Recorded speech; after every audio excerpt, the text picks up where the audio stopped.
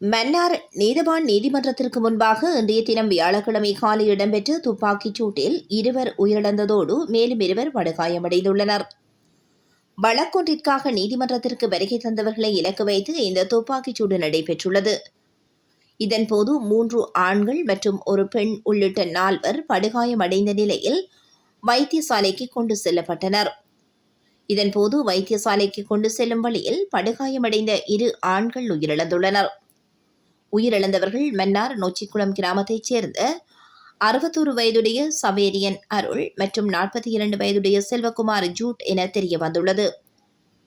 படுகாயம் அடைந்த ஆணொருவர் மேலதிக சிகிச்சைகளுக்காக யாழ்ப்பாணம் வைத்தியசாலைக்கு கொண்டு செல்லப்பட்டுள்ளார்.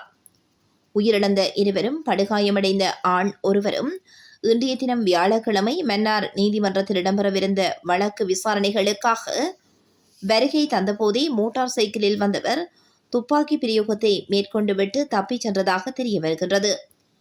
மேலதிக விசாரணைகளை மன்னார் போலீசார் முன்னெடுத்து வருகின்றனர். மன்னார் நொச்சிக்குளம் பகுதியில் கடந்த 2022ஆம் ஆண்டு நடைபெற்ற இரட்டை படுகொலையை தொடர்ந்து நொச்சிக்குளம் கிராமத்தைச் சேர்ந்தவர்கள் மீது தொடர்ச்சியாக தாக்குதல் சம்பவங்கள் இடம்பெற்று வந்த நிலையில் இவர்கள் மீதும் துப்பாக்கி பிரயோகம் மேற்கொள்ளப்பட்டுள்ளமை குறிப்பிடத்தக்கதாகும்.